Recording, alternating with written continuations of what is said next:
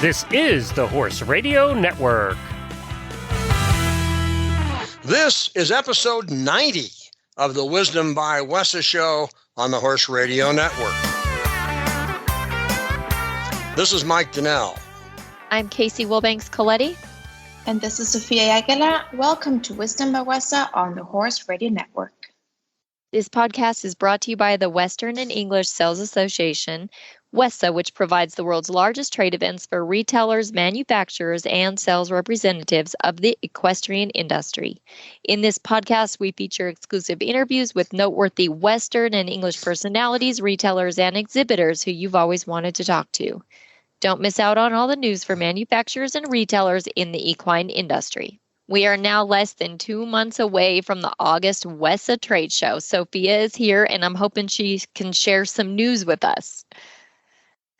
Yes, the space assignment is now complete, and what that means is that we went through all of the contracts and everyone's wishes and their seniority points to create the floor plan and give each brand a home at the upcoming WESA trade show. So all exhibitors have now received an email and a letter with their space assignment and the confirmation that they will be listed for the trade show. And that can also help the buyers prepare for the show, right?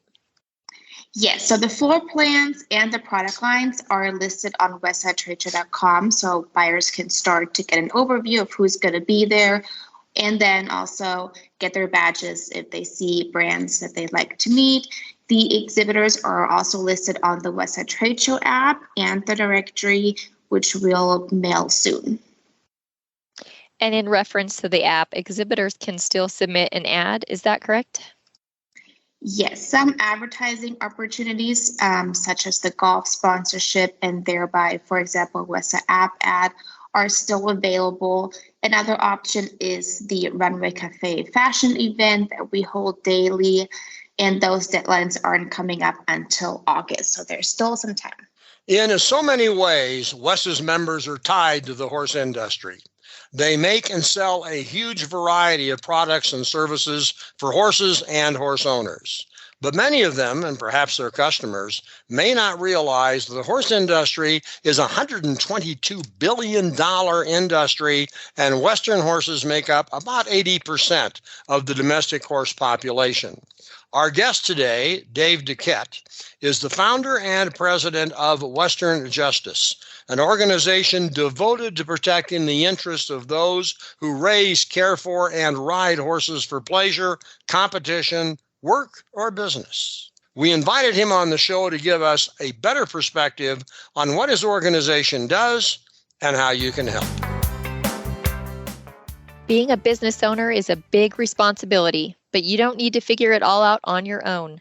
The Lead Line teaches horse business owners the best productivity skills, marketing strategies, money tips, and more through interviews with the smartest and most innovative entrepreneurs in the equine industry. Subscribe to the Lead Line podcast today and begin taking steps towards building your dream business.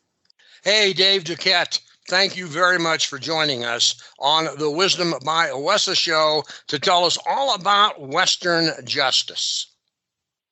You bet. Thanks for having me on, Mike. By the way, for all of our listeners, I would advise you, if you find it, there's a great interview with Dave on the Cowboy Channel. I listened to it after I talked to you, Dave, to kind of puts the whole thing in perspective. It's important that I think people know about Western Justice. I think it's important people know that WESA is a supporter of Western Justice. So talk a bit about it from, say, the 10,000-foot level of what Western Justice is, and then we'll drill down to some of the projects that you're currently involved with.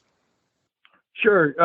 Well, the 10,000-foot level of Western Justice is basically, we wouldn't be needed if we actually had organizations out there that were doing what they needed to do to protect our industry. And right now, with the way the dynamics are in DC and the organizations that are supposed to be protecting the horse industry, we are the lowest on the totem pole. They don't look at us and they don't look at the Western lifestyle and the Western way of life as anything important there.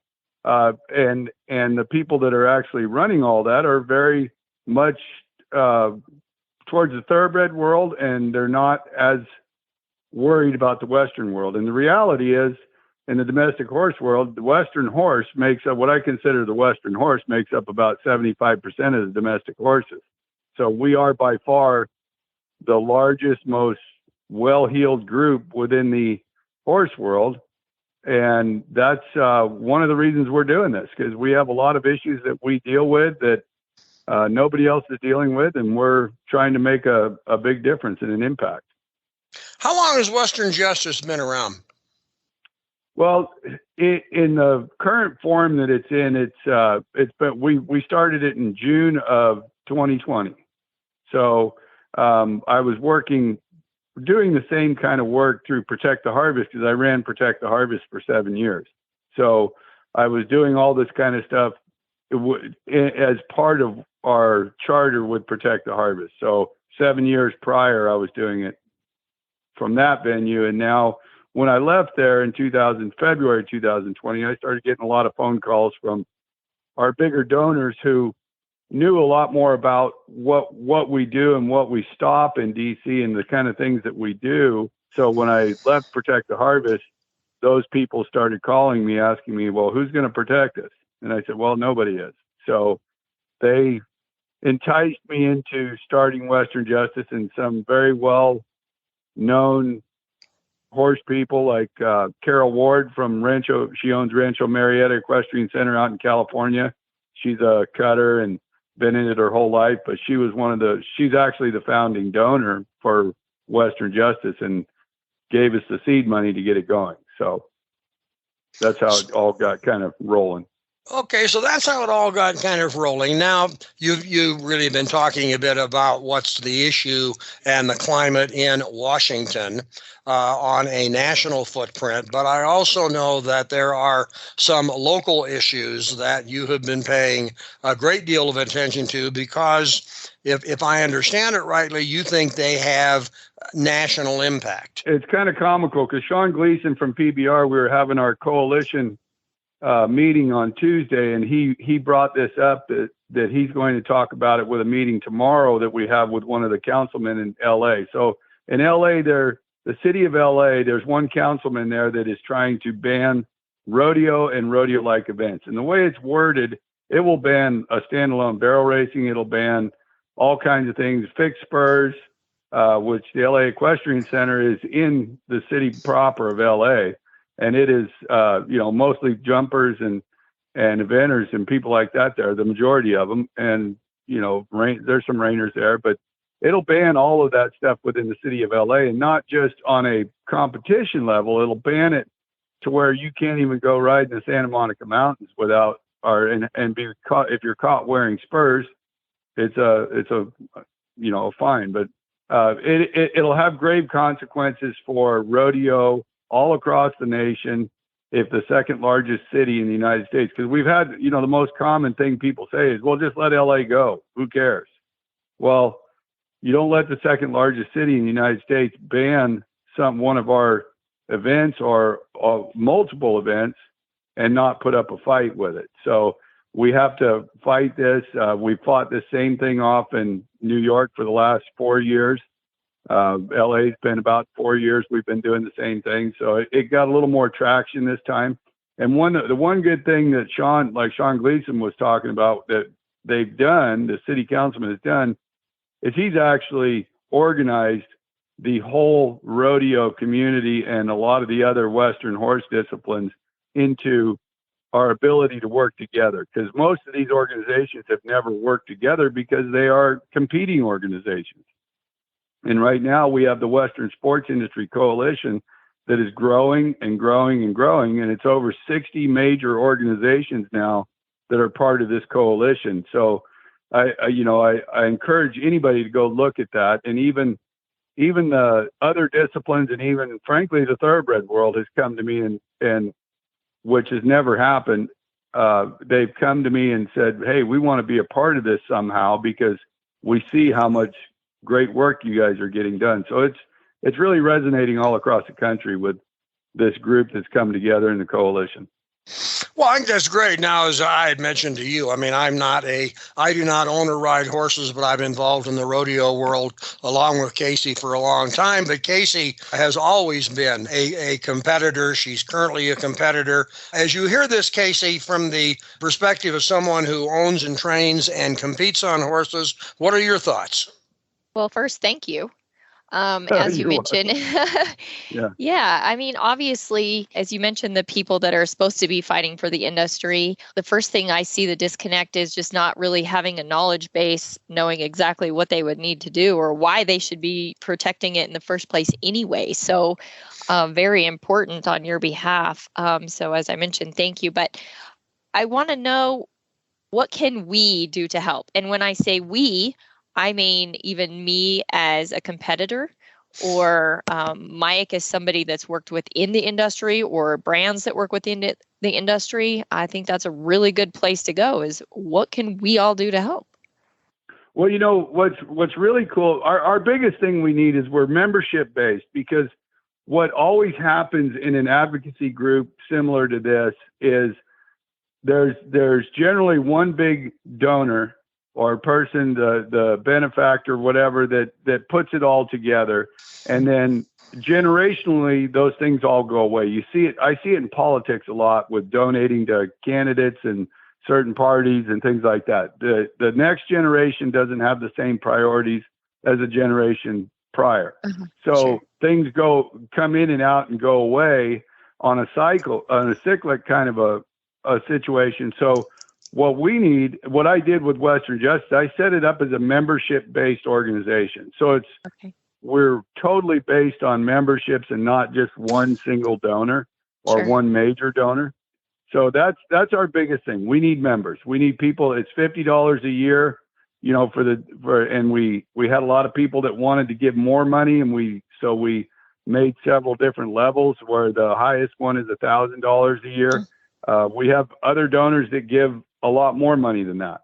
And but one thing that I have to, you know, let everybody know, we are setting up our 501c3 as our educational, so that will have a tax deductible donation to it. But right now because we do so much political work, we're 501c4, which means we're tax exempt, but it's not a tax deduction when you send money to us. It's a business write-off or something like that, but it's not a tax deduction. And then we have to do that because of the amount of political work we do. Yeah. And for everybody listening, the website is westernjustice.info. I do see the link right at the top, annual memberships. I'm actually on a page right now that is overview of animal welfare facts. Lots of educational information. Where my mind goes, I guess, as a rodeo competitor, and I'm just trying to, not mine specifically, but trying to get in the minds of everybody else, think oh, we've rodeoed for years. You know, oh no, it's never going to stop. Well, you gave the example of California. This is real. I mean, this is real. It's very real. It's very real, and people have no idea. I mean, there was the PACT Act that President Trump signed and his daughter-in-law helped ram through. I was, in the middle of trying to get that stopped, and it's a felony animal cruelty law. Well, who doesn't want to have, if you're being cruel to animals, who isn't for, getting punished for it? But one of the provisions they had in there that we got stripped out, and nobody knew about it because I couldn't go talk about it out in the public, but we got it stripped out, was you couldn't weigh more than 10% of the animal's body weight you were riding. So at 230 pounds, I'd be riding a 2,300 pound draft horse all the time. Oh, yeah. So that is, those are the kind of things that go through in DC on a constant basis. And, I sat in a meeting with USDA APHIS, who is over the Horse Protection Act. And the Horse Protection Act, no matter what these people try to say, it covers every domestic horse in the United States. It's supposedly only supposed to cover gaited horses, Tennessee walking, and the soaring issue.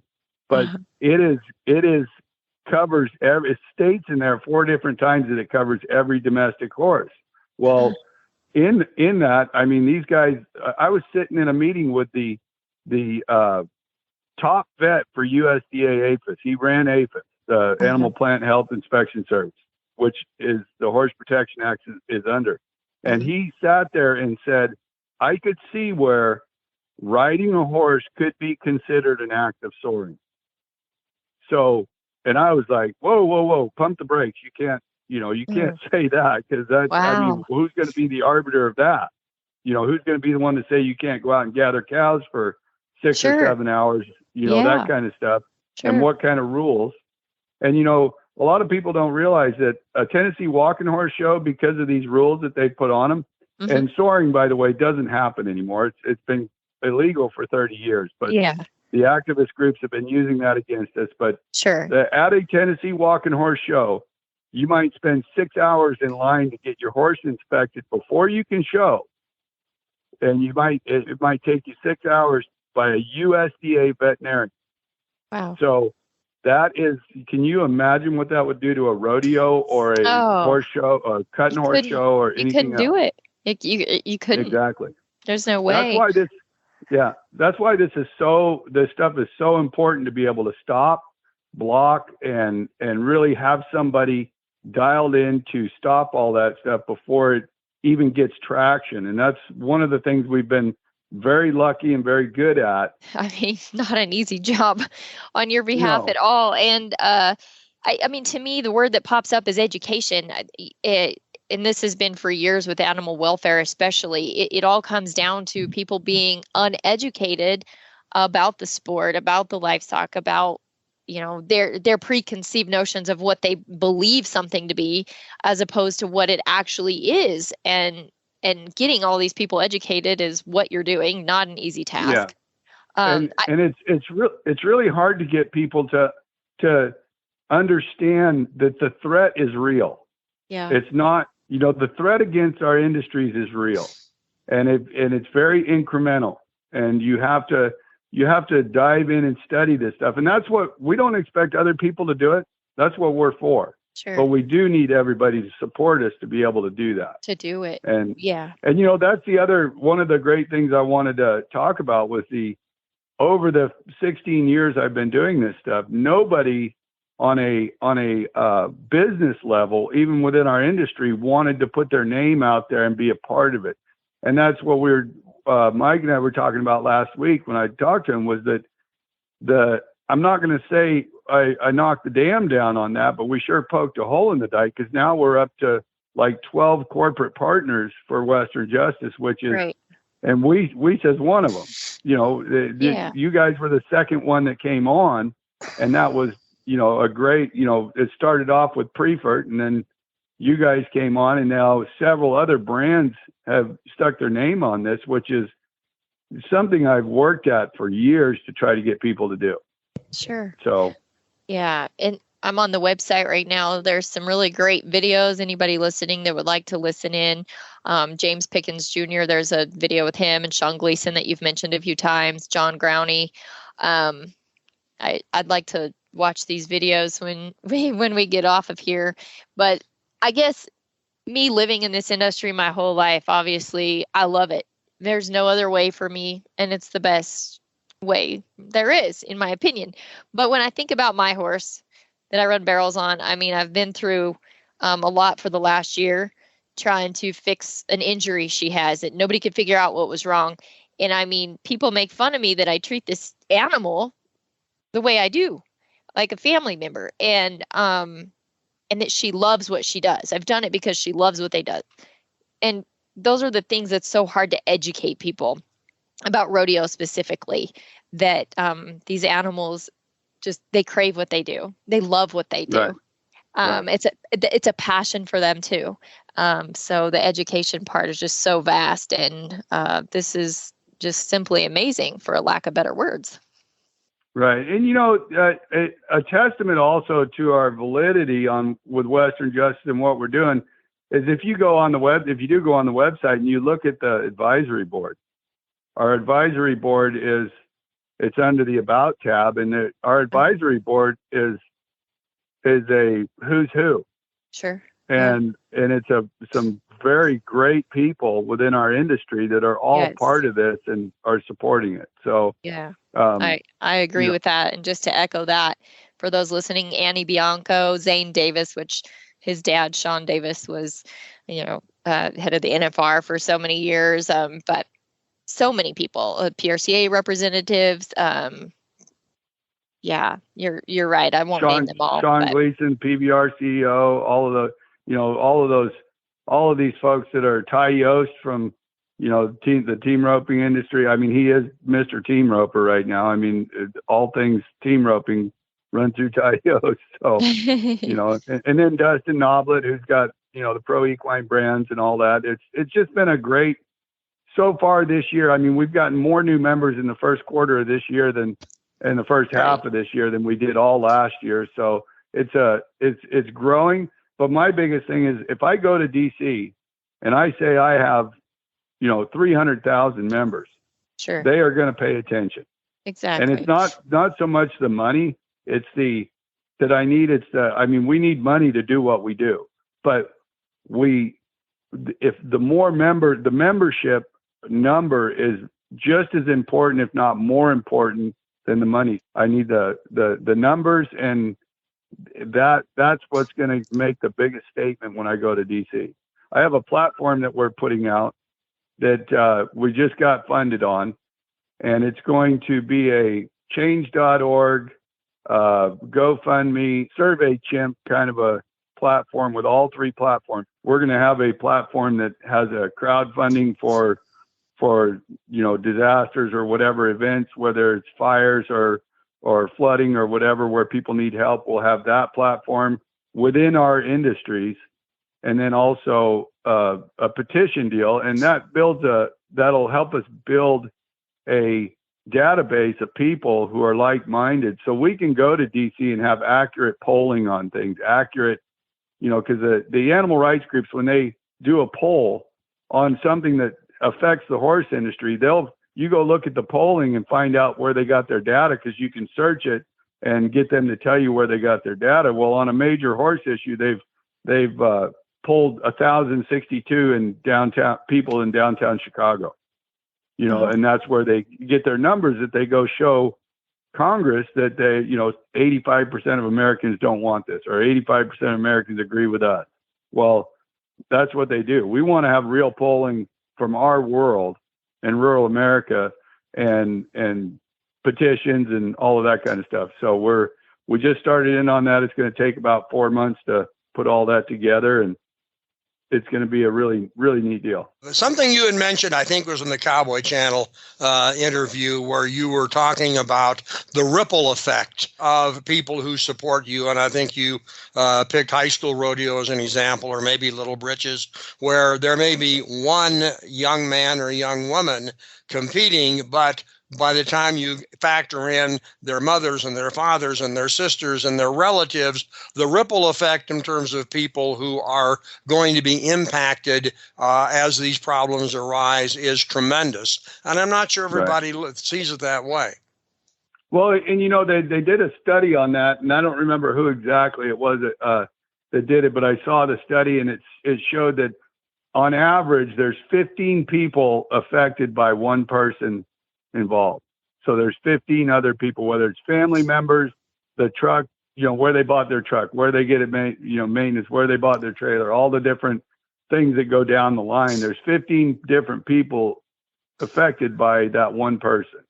So that goes down the road. We're trying to bring everybody that's affected in our industry together, and that's how we're going to win. And like I said earlier, there's no, you take the demographic of the cutters, the reiners, the cow horse, the rodeo world, you put ranch, and we do a lot of work for ranchers especially in the West, where we deal with public lands. I do a lot of work there, and you put all those people together, and there's no bigger, more financially well-heeled demographic in the United States. I mean, we could be, if we push this thing and everybody jumped on board, we could be the biggest, strongest lobby in the United States that could stop any of this stuff that's going on. And we could go proactive and make our own rules and our own our own things to benefit our industry through legislation and things to make sure that we don't run into these problems. Okay, the other thing I was going to mention, because I saw it on the website and we talked about it a little bit, another concern that you are addressing is the SAFE Act. Maybe you ought to explain that a bit and explain how the impact of that extends beyond the Western industry.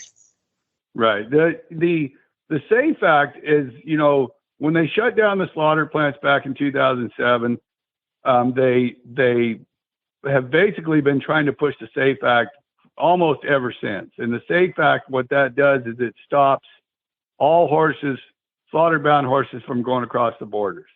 Now, in a perfect world, I'd love to see there's no slaughter. That would be perfect. The problem that the people that this will exacerbate the most, if they are hurt the most and exacerbate their situation, is the tribes. The tribes actually have, and a lot of people have no idea that this statistic is there. The tribes have a bigger problem with feral horses than even the BLM does. And the BLM's got a huge problem. So they've got 80,000 horses out. BLM does 80,000 out where there is only supposed to be a maximum of 22,000. And they've been gathering and gathering, and they're still at over 80,000. So the tribes, the Navajo Nation alone has over 100,000 horses. Muscalero Apaches have 30,000. The Yakima up here in my country, in the Warren Springs, between those two, there's probably another almost 30,000. And most of these horses are so inbred. The problem with them, the problem is they're so inbred, and when animals like that, feral animals, get inbred, it's not the big and strong that survive. It's survival of the fittest in the climate. So these horses are ill-shaped. I mean, most of them have a leg going every direction from inbreeding, but they're also very small.